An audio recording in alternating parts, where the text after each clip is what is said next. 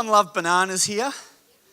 Oh, awesome. Do you know how hard it is to find an unripe banana in Queensland? It's near on impossible, but I found one. Oops, sorry. So who likes bananas? Sorry, before I said that. Hang on, I saw a hand. Whose hand did I see? I can't even see. Oh, Zena's. Zena's at the front, of course. I bet you didn't think today when you were coming to church, wonder if I'm going to get a banana at church. Do you want to come and eat a banana? It's a bit green. Truth be known, I couldn't find a green one, so I coloured it in highlighter. So I wouldn't let you eat it in case it's... But what would it taste like if you ate a green banana? Hard, starchy, flavoursome. Good chance you might be sick.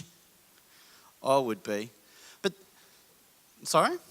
Good for cooking? Oh, in that case, you can have it. She doesn't want it. Anyway, you don't get green bananas in Queensland. Oh. Like we get green bananas. Well, I used to get green bananas in Victoria. But, no, it's all right. I've got it off. It is green. But,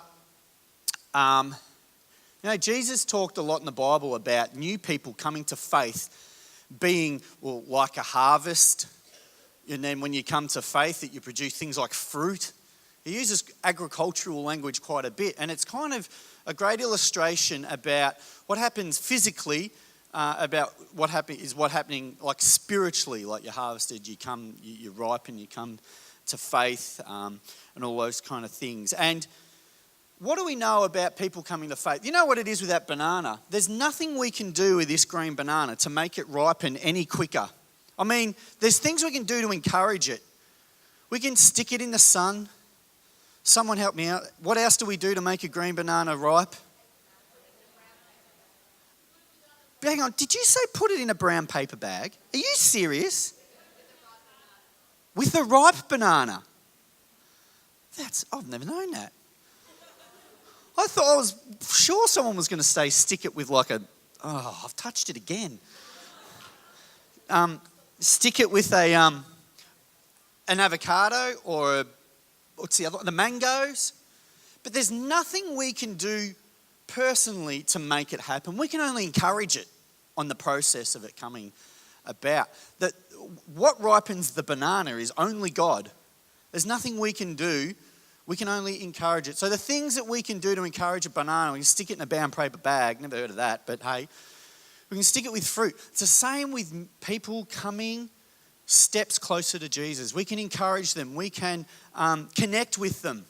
We talked about that a couple of weeks ago. We can serve them. We can show them Jesus' love. We can pray for people.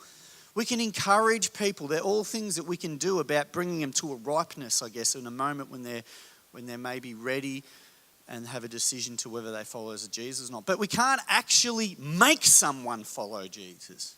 We can't strong arm and force them to follow Jesus. And today we're going to look at two passages today, and we're going to see someone who's changing from, I'm not going to touch it, a green banana to a yellow banana. The process is changing. And someone is Johnny on the spot in that moment when the person turned from green, not yet ready, to ready to hear the gospel. I was going to see another guy who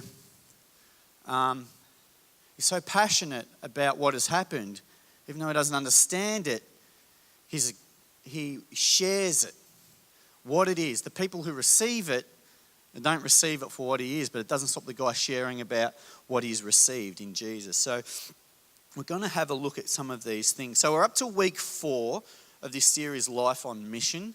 As I've just mentioned, first week we looked at, there's only one thing or two things we can't do in heaven that we can do on earth. You've heard it every single week.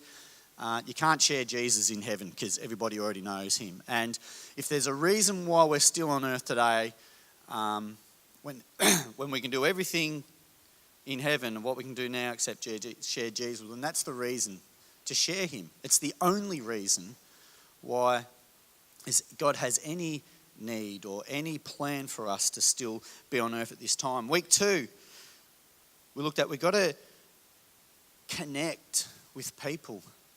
There's no point us being left on earth when we're meant to share Jesus if we stay in our holy huddles and separate ourselves from a hurting world and in our own little safe environments and enclaves live a Christian life. We've got to connect with outsiders, and we saw Jesus' effort always connecting with people who are outside of the in-religious group, who they were the undesirables. We've got to connect with people. And then week 3, last week, look at serving people. We've got to serve those in which we connect. We looked at the Good Samaritan who cared for his neighbour. He went out of his way to care for someone. And in that case, the Samaritan was the good one, and they were the people that were traditionally despised and so forth. We've got to serve those that we connect to. Got to serve them. And then week 3, what are we now? Week 4. Anyway, wherever we are now, we need to walk the walk. If we're going to walk the walk, connect and serve, we need to talk the talk. We've got to speak. Oh, yes, this is the speak message. I know. Connecting with people, serving people, they're vital things that need to happen in bringing people to Jesus. It's part of the process. But if we never go along to that next part of sharing with people our love for Jesus, what Jesus has done for us, then the connecting and serving of people may never actually go beyond that.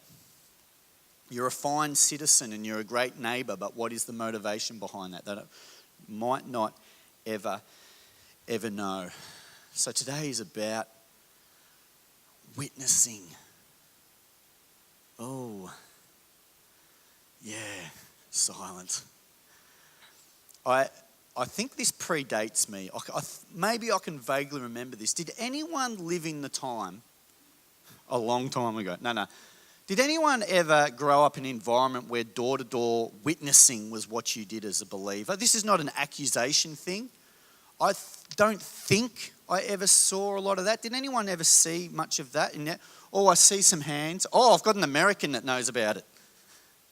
Door-to-door witnessing. Did you ever do it, Hannah? No. All right, who did it? All right, hang on. What? David did? Oh, we don't want to hear from the pastor. Ross. Sorry, Ross. Ross is on the missions team with me and I just forgot his name. Brain. Ross, you went door-to-door witnessing. Was it a natural, easy thing to do? And by the way, you've got no more than 35 seconds. It was very natural and very easy. You were good with that? I had a good partner. Fantastic. Who else? And that's brilliant because door-to-door witnessing had some great responses. Who else did it? Yeah, Alan? How was your experience of door-to-door witnessing? Yeah, it was good. I went to a caravan park and knocked on every caravan door, and the people that accepted me, I went in and talked. The people that didn't, then I just kept moving on. Yeah, looking like for people of peace. I think it's like a scriptural thing if you're on people of peace. Anyone else do it? I'm interested. Oh, now I'm seeing hands. Last one. How was your experience of door-to-door witnessing? Good, particularly during the Graham Crusade. The whole of Sydney was saturated. Yeah. We visited every home in our suburb. Every home. Wow, isn't that amazing? And the great thing, I know there were more of you, the great thing about, let's call it, I don't know what to call it, stranger evangelism, as in, let's call it cold. I don't want to say cold call because, well, it's kind of what it is, but is that you're going in and you're building on what you hope someone else has already laid a foundation for. Or you go in very quickly aware that you're just trying to lay something for someone else to come on, yeah? And talk to. Door-to-door evangelism is not everyone's cup of tea, though. And when I say today I'm talking about witnessing, I'm not going to send you door-to-door evangelising this afternoon. I breathed a sigh of relief because I don't think I would. I've never done it, and would I struggle? Just probably to cross the driveway, I guess, and go and do it. That's not everyone's cup of tea, and that's okay. When I talk about witnessing this morning, I'm just talking about living and telling your story about what Jesus has done in your life to the people that you have connected to and the people that you serve, the people around you when opportunity arises. Witnessing doesn't have to be something that you go and do.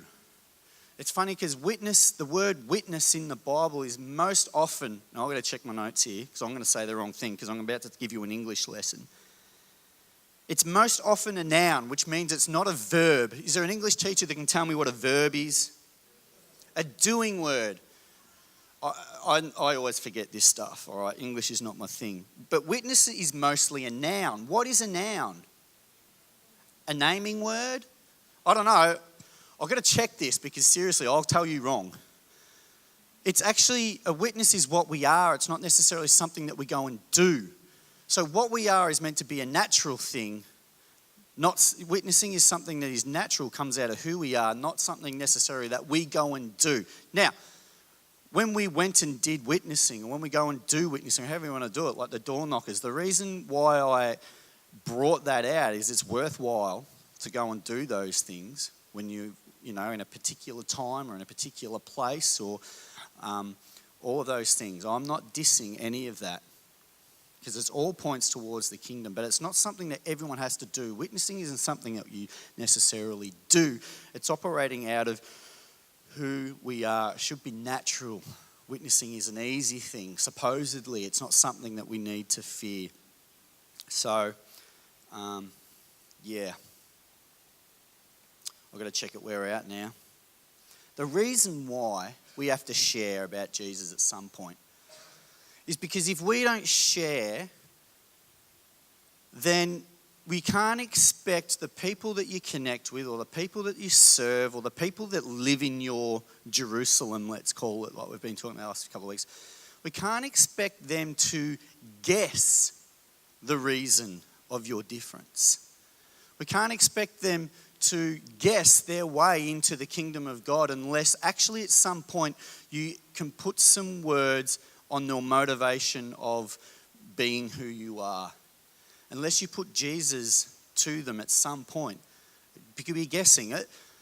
Maybe they think you're a peaceful person because you, I don't know, maybe they think you meditate by moonlight or something. And so therefore you're a person of peace. Maybe they think that you're always joyful or something because maybe they think you smoke pot or something. I don't know. That makes you giggle and joyful. But, okay, they're really terrible examples. But what I'm trying to get at is unless you tell them about Jesus, they are left to their guessing. And if they're left to their guessing, well then maybe they won't even bother guessing. They don't even care. But the whole point of you connecting and you serving is that you are exemplifying or you are revealing Jesus to them. And at some point, that may come to using our mouth and sharing stuff with them. 1 Peter, the bloke goes, this is not one of those verses Matt Wanchaps, don't worry, I'll tell you when they are. 1 Peter, always be prepared to give an answer to everyone who asks you to give a reason for the hope that you have, but do it with gentleness and respect. Yeah? Romans, Paul wrote in Romans, for everyone who calls on my name will be saved. But how can they call on him to save them unless they believe in him, for a start? And how can they believe in him if they've never heard of him? And how can they hear about him unless someone tells them? Unless you tell them, unless you get to a point to sharing with our mouth as well as our actions and our deeds and things, they may not ever know. And maybe you were in their life for just the time. So today, yep, we walk the walk, but we talk the talk as well. And this is the hard bit for a lot of us. All comes together in this verse in chapter 8. And in chapter 8, we've had huge amounts of people. Jesus has ascended to heaven. Massive amounts of people have been coming to faith every single day. We start with roughly 120 odd people in a room, and it's not long until the Christian number is 5,000. We're talking rapid growth. We're talking a dynamic message of Jesus transforming the city. It's a live thing. And then, of course, the church, the established church, they don't like it. They're losing potential, their power. If all these people become Christians, The Christian faith doesn't uphold the standard church stuff, and they get angry and they're trying to knock it down. You might know the story of Stephen. Stephen's the first martyr who he gets killed. They stone him. And Paul, he's called Saul back then, he was standing there nodding in approval. He was an influential person. You could say he was a social media influencer back then. And he was standing by. And then what happens is the church scatters. Everyone runs. Okay, people are dying for this now. Time to leave Jerusalem. It's getting too much. I'd be the first one out of there as well. He's the first set of Christian refugees. They're scattered into the world. And there's this guy called Philip. Now, Philip is not one of the disciples. He was elected to be a deacon in Jerusalem with all this rapid growth. They needed some structures underneath, and so he was helping serve the poor in Jerusalem. And he runs like everyone else is running, everyone except the apostles or the disciples. And he runs, and this is what happens in Acts chapter 8, verse 4 to 6. Those who had been scattered preached the word wherever they went. Philip went down to a city in Samaria and proclaimed the Messiah there. And when the crowds heard Philip and saw the signs he performed, they all paid close attention to what he said. So Philip's in Samaria. Now remember, the interesting thing here is that Jesus instructed his disciples to be witnesses in where first?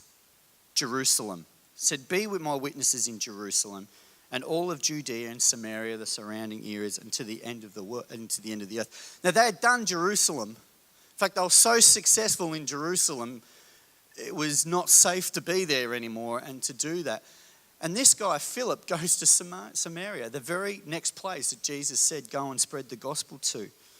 And that's where we pick up the story. Now, Samaria is the despised place. I don't have time to go into it a great deal, but theologically and politically, the Samaritans and the Jewish people, they were at odds. Think like Catholicism and Protestantism in you know what I mean, in Northern Ireland. They were at odds. They did not associate. They were, the Samaritans. Am I saying Samaritans? The Samaritans sound like an American. Samaritans were, they had a different belief system. It was similar, but it was a little bit different. All the way back through the Old Testament, you can see the division between the Samaritans and the Jewish people. And it goes right back to Nehemiah, and it goes even back before then. It's long-standing, deep-seated. They were not the people to be. They just didn't associate. But this is where Philip goes. It's the place that was rejected predominantly by the Jewish people. These were the outcasts. These were the things that you didn't go. And they were very surprised when Jesus walked through Samaria even to get to Jerusalem at some stage. But we shouldn't be surprised by this by now. We've learnt so much that Jesus came to heal the sick. Yeah, it's the sick that need the doctor, not the well people. We've looked for the last 2 weeks. These are the types of people that Jesus sought, and this is where Philip goes. Philip is following, I guess, the way of Jesus. He goes off to Samaria. Now I'm getting all tongue-tied, aren't I? Samaria. Anyway, to that place. But why did they listen to him? It's very interesting. There's a clue there. His mouth, it says that the crowds listened to him. The crowds heard and saw, and they paid close attention. The thing that got the Samaritan's attention was that his hands were congruent with his mouth. They listened to the message, they listened to what he said because of what they saw him do and what they heard him say. They went together. And you can read the story like in full, not now, but later on. Relationship is forget that. The relationship is important, and this is why it's important for us to be in relationship with people when we're going to start talking about Jesus. Because it's the people who know you the best. Your work people know what your attitude to being an employer is, to being an employee. Your colleagues know you best. Your family members know you best. When you start talking about Jesus, when your actions or your personality or your way about going about life, your hands match what you say about Jesus, then it is time to listen. When we go cold calling, I'm not meaning to say that, sound disrespectful in that. They don't so much know you as an individual. That's why you're building on what someone else is hopefully has laid a foundation for you to come in and share about Jesus. But in this case, I mean, relationship is super, super important. And we have to live our life in a way that is different to the rest of the world. We can't look like everybody else and expect anybody else to believe us when we say something different. We can't look like the world and talk like a saint. Yeah? They've got to be in line with each other. Our hands and our mouth have got to be congruent. And that's why relationship is so important. And if we look grumpy, if we look unjoyful, if we go about with an attitude, if we live our life as a victim of life rather than a victor in life, even though we still experience pain, hurt, well, then there is nothing different about us at all. And if there's nothing different about us except that we attend church on Sunday, well, then why would our neighbours bother if we look the same, if we aren't different? So our actions, our hands, our deeds, to be winsome, and they've got to match what we say with our mouth, which is really hard. So these Samaritans, they were a green piece of banana, and they were turning yellow. And Philip was a major part of that. And then a little bit later in a few verses, did I write it down? 2 of the disciples come along, and they finish what he started. Peter and John arrive in about the next verse down. Finish what he started. It's a really interesting verse. Philip presents them Jesus. They all believe in Jesus. And then Peter and John arrive later, and then the Holy Spirit comes upon them. There's an interesting one for you. But at whatever point, they're green bananas and they're turning yellow. And Philip played a massive part in that because his hands and his mouth were congruent and people listened. So then the camera in this chapter goes down, zooms in. So we've been massive, heaps of people coming to faith in Jerusalem. We had heaps of people in Samaria believing and big impacts. And now it zooms in on a single person, an individual person. Someone who is on the outer. Again, seems to be a theme of the scriptures. A person who appears to be in every way completely separate from God. But he's been pursued by God, and he is a green banana turning yellow. It's in Acts chapter 8, verse 26. It goes like this. Now an angel of the Lord said to Philip, so we're still with Philip, rise and go towards the south, to the road that goes down from Jerusalem to Gaza. This is a desert place. And he rose and went, and there was an Ethiopian, a eunuch, a court official of Candace, queen of the Ethiopians, who was in charge of all her treasure. He had come to Jerusalem to worship and was returning, seated in his chariot, and he was reading the prophet of Isaiah. So you've got an Ethiopian eunuch. What do we know about this guy? Not a lot, but enough. We don't know his name. But we do know from Ethiopia, which may have been kind of the Sudan region, could have even been Egypt back in those days, those kind of areas. We know roughly where he came from. Now, the guy is a eunuch, and I know most of you understand what that means. He had been desexed or castrated in a sense, and that is really unusual for us today, but it wasn't as unusual back then. So if someone worked in close proximity with someone of power, then sometimes they would castrate the males so as to not have any, any chance of any sexual influence or any influence over the leaders because they're in close proximity to powerful people. It was not an unusual thing in those days, certainly unusual today. So a slave or a servant could be castrated, and that would make them more reliable to their servants and so forth. So being a eunuch was part of this fella's life. It was part of his job, in fact, even. So here he is, he's in the middle of nowhere, he's on a desert place, a desert road. Eunuchs were really kind of invisible. They weren't invisible, obviously, but they were dispensable. He was a servant, and there's plenty more where they came from, if you know what I kind of mean. He might have been, even though he was in a powerful position, he was not a powerful person. He was completely dispensable. And their social status, in the grand scheme of things, was really quite low. But he'd just been to Jerusalem. If he was invisible in Egypt, he was even more invisible in Jerusalem. So he's not allowed in the temple even to worship God because he's not complete. He's been castrated. They weren't allowed in the temple. In fact, they weren't even, if you're castrated, then you obviously don't believe that God has created you to multiply, increase in number. And if you've allowed yourself to be castrated, then you are not worthy of being in God's presence. So this guy is as far away from God as anyone could possibly be. To the Jewish nation, this guy is not, he's not there.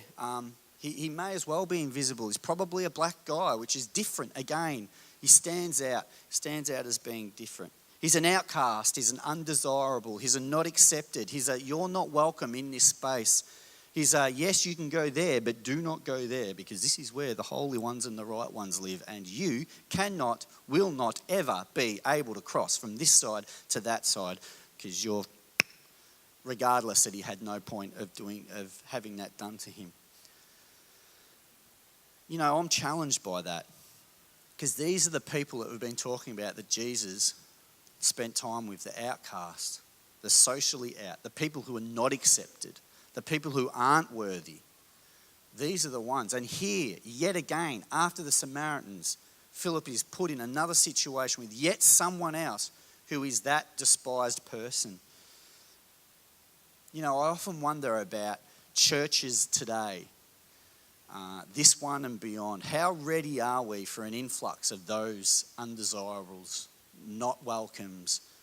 How ready really are we to deal with the inconvenience of those? How ready are we to operate and function as a church for the benefit of them opposed to the benefit of us? It's a challenge that we've got to keep asking, keep throwing in front of ourselves because they are the ones. We are a beautiful group of middle-class people, and they are the ones that Jesus came for. They are the ones that need a doctor. They are the ones, the sick that need a hospital. We are to be the caregivers, the Jesus givers. And I'm so excited by the op shop, the possibility, the potential, the discussions, the dreaming and the visions of an op shop that this church could potentially do. And then the ministries that could potentially come out of that. I'm so excited by that. And I love it when the church gets their hands dirty. And I love it that we're looking into that kind of stuff. But they're the ones that Jesus came alongside. And so Philip comes alongside him. This dude is a green banana and he's turning yellow. In verse 29, the next one there, Matt says, and the Spirit said to Philip, go over and join this chariot. And so Philip ran up to the chariot and heard the man reading Isaiah the prophet. Robbie, keep moving. Do you understand what you're reading? Philip asked. And then Philip, this is down in verse 39, is it? I think, 35. I've just skipped a bit. Then Philip began with that very passage of scripture and told him the good news about Jesus. God said, go over the chariot. Yes, okay, maybe Philip heard an audible voice. If God tells me in an audible voice to do something, I'd be a fool not to do it. We all would, and we all probably believe that whatever God said to us in an audible voice, we'd probably go and do. I haven't met many Christians that have heard an audible voice of God. Has anyone else met any Christians that have heard an audible voice? I know of people who have. Yeah, we've got a couple. Does it happen every day? No. Does it happen to every person? Absolutely not. Does God speak to us though and direct our steps? Absolutely.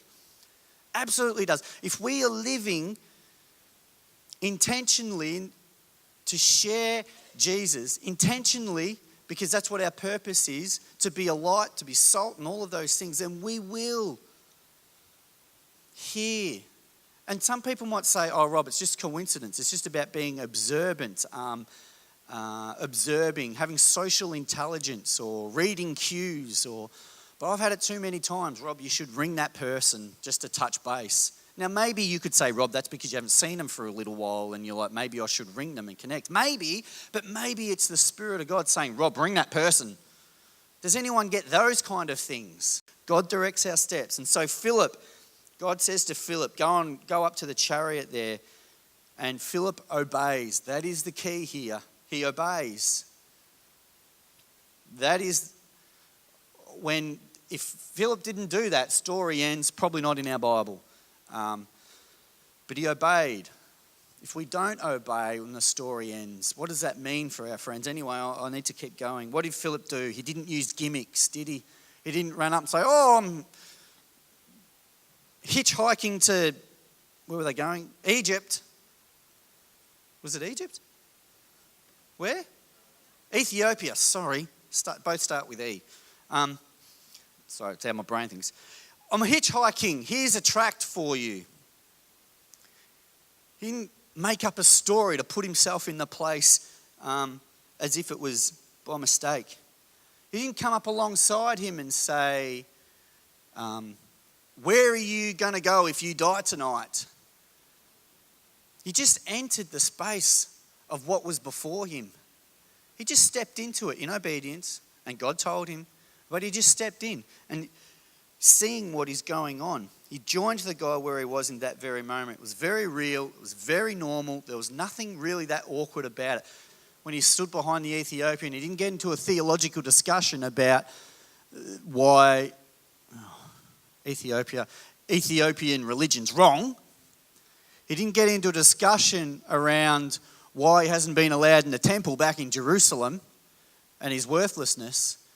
He didn't get into a theological discussion. He just presented him with Jesus. Here's Juliette Penn, so if I got that right, anyway, who's had a Christian person who's walking the walk and talking the talk, who's come back the night after the show that he received the props from, being obedient to maybe that little prompting that God said, go and hand this gentleman a Bible.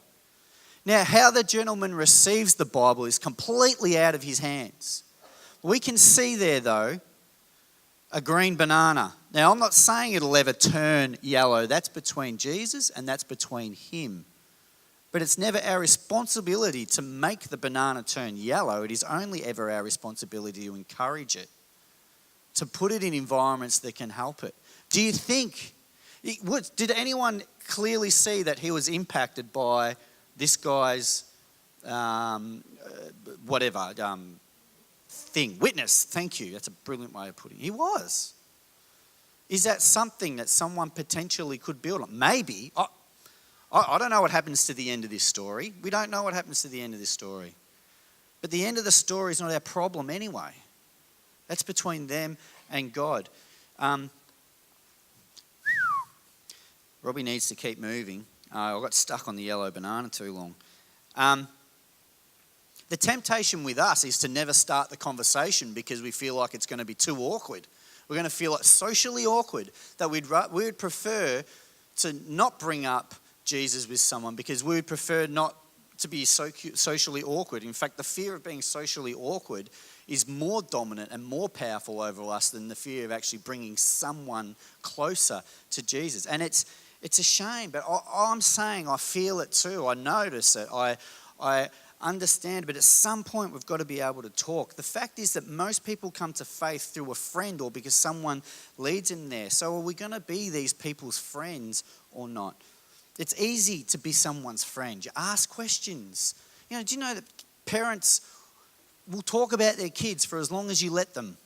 If you want to become someone's friend, ask your neighbour, your work colleagues, who's that photo on your computer over there? And what did you do on your holidays? Ask questions. Become friends with people. It's friends that lead friends towards Jesus.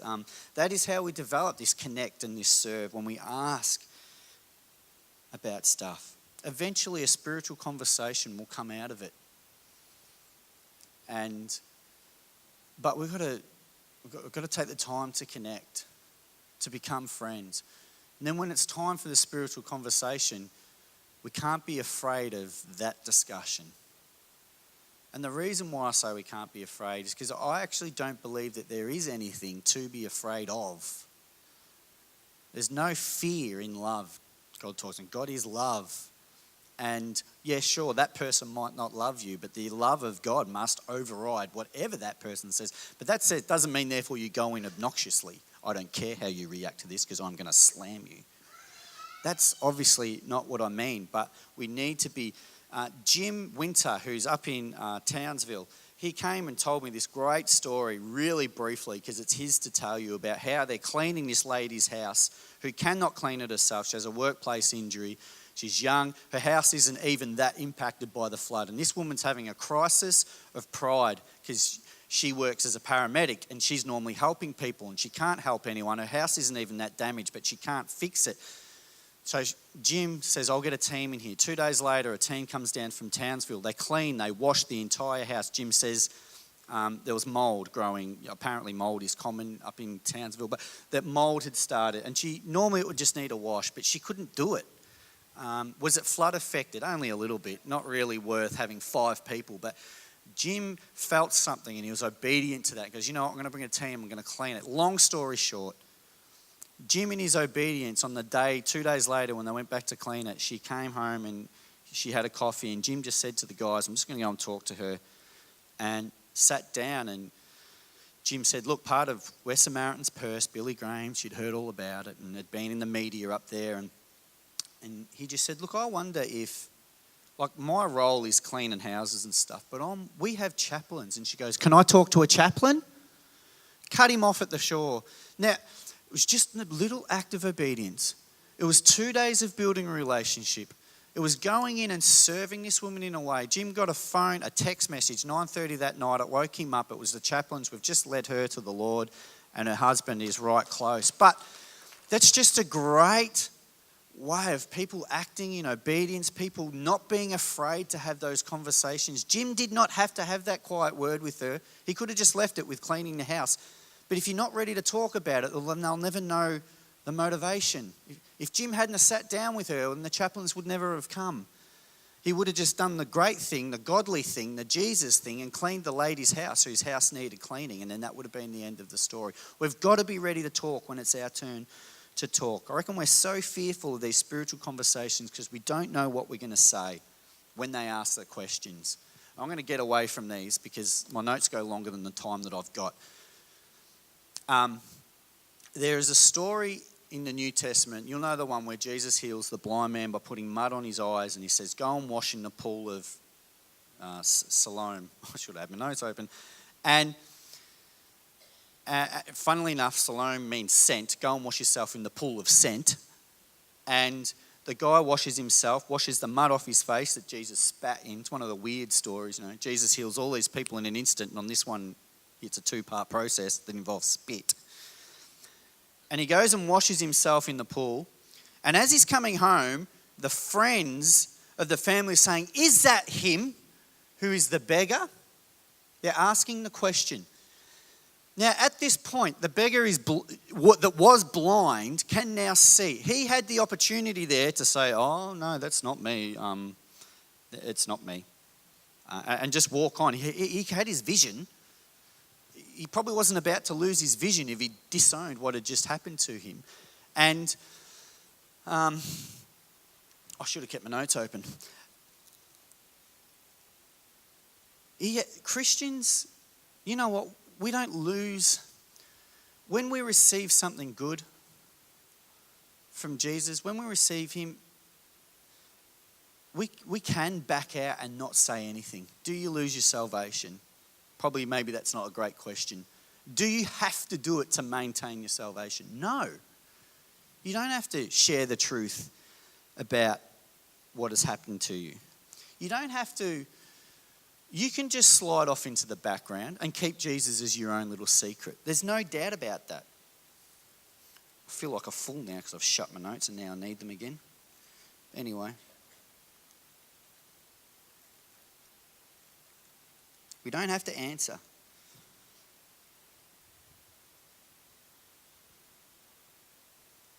But he didn't take the easy way out, did he? He said, no, yeah, I'm him.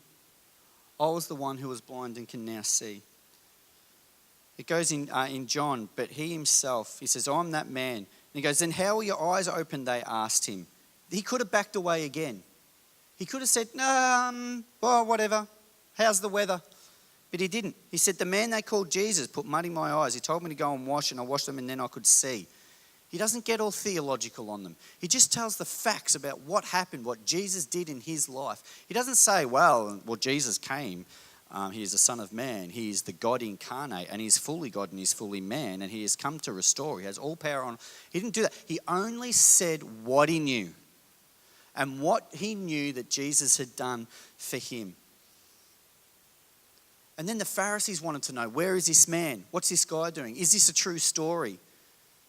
Again, he could have slipped into the background. He doesn't try to justify himself about what happened. He just tells people about what happened. We don't have to be afraid of sharing about our own experiences with Jesus. We don't have to be afraid of the questions that we can't answer. The Pharisees are asking this guy questions, trying to work out, I'm missing a page, that's why I'm getting confused. The Pharisees ask him questions about who opened your eyes. And he said, Jesus. The Pharisees go to the parents even, is this truly your son who was blind? And the parents say, yes, that's my son and he was blind. But as to who opened his eyes, well, I don't know. That's the parents playing chicken. I don't know. Ask him. He's of age. The parents knew that if they said it was Jesus, they could be kicked out of the synagogue. They were fearful. The parents could have just said, well, he says Jesus saved him. But they said, ask him. I don't want anything to do with it. They shied away. And he said, I don't know. But this guy called Jesus, and he goes, he's a prophet or something. He didn't even know everything about Jesus. But he shared what he knew with conviction and with heart because it's what Jesus had done for him. And the Pharisees said that Jesus is a sinner. And this blind guy who was now can see says, whether he's a sinner or not, I don't know. But one thing I know is that I was blind, but now I see. That is, I don't know everything about Jesus. We get scared of questions that we can't answer. And he had a question that he couldn't answer. I don't know if he's a sinner, but I was blind and now I see. We don't have to feel like we have to be able to answer every single theological question. There will always be someone that can put a better compelling argument against the case of God than you can present. It doesn't matter who you are. One day someone is going to have a better argument. But that's not what this is about. We're not about arguing theologies. What was his name? Philip didn't go to the eunuch and argue theology. He just went there and just presented him Jesus. The blind guy didn't argue theology. I don't know if he's a sinner or not. You can make your minds up on that. But what I know is that he healed me. When we get asked the questions about suffering in the world or, the problem of, well, I don't know what the problem is, but dinosaurs or some theological question, it's actually okay to say, I don't know. But this is what I know. We don't have to be able to answer everything. Most of the time, the people that are asking the questions, they're not even real questions to them. They're just prating off a good question they heard someone else answer. So that's why when we talk and we talk from our heart, we actually don't need to know. 2 minutes. Heidi shared at the Bible study the other night. Cherie, not Heidi. Sorry. I always get the little pocket rockets confused. And she just shared this great question. This lady that she saw was changing. I don't want to give too much away because I don't know the context. And I don't want to. And she said, can we do coffee? They did coffee. They had a chat. The lady asked her questions. And she said, I actually don't know the answers to that question. But maybe you could ask, and this person was connected to another church, the pastor of that church. She was quite fine with saying, I don't know. And the person received that as in, that's fine. How can I expect you to know? She went to the pastor of the other church and has since been led to the Lord. And all Cherie did was say, I actually don't know the answer to that. There's no point trying to explain things that you don't know. Just explain what we do know. I'm finishing. Forget all of that. Forget all of this. When you preach someone else's notes and they got more notes than you normally use? That's the problem here, because we're doing a series. Anyway.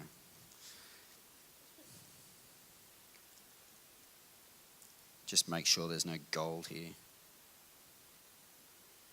Share your own story. You know what you once were. It doesn't matter if you were brought up in a church or if you were brought up in the slums of India. Everyone has a story about what Jesus has done for them. Yeah. And you are the authority of your story. And nobody can question that. No one in this room is the perfect theologian that can answer every question, but we don't need to. It's a natural thing to share Jesus and what he has done for you. And I think when you're talking at that heart level with people, you get into an argument, the conversation, you're not going anywhere. The battle lines have been drawn, and it doesn't even matter if you win the argument convincingly, then they feel defeated. You just share what Jesus has done with you. You've been intentionally connecting with them. You've been serving with these people, and now it's just time to start recognizing that at some point, when it's time to talk, it's time to talk. If you're in a small group, the video, the pastor was talking about his neighbour, and he said to his neighbour, "Oh, howdy neighbour, I'm Pastor so-and-so." And the guy said, "Don't ever talk to me about God, religion, whatever. And the guy said, "Great, at least I know where you stand." And so he never did. He just prayed for him. One day, the opportunity for the discussion came up, and then he had the discussion on his invitation. And the cool thing is, he didn't lead him to the Lord. Well, he contributed, but he started connecting with another church, and the other person connected him. Do you know what I mean? Led him to Jesus. It's a team effort. You know, it's not you have to first connect, you have to then serve, you have to then share. It is a team effort. The whole world is a team. The whole church is one on this one. And you were once a green banana, and someone stood alongside you and helped you turn yellow, yeah? There are green bananas in your Jerusalem everywhere, and it's just we got to step aside next to them and help them turn yellow.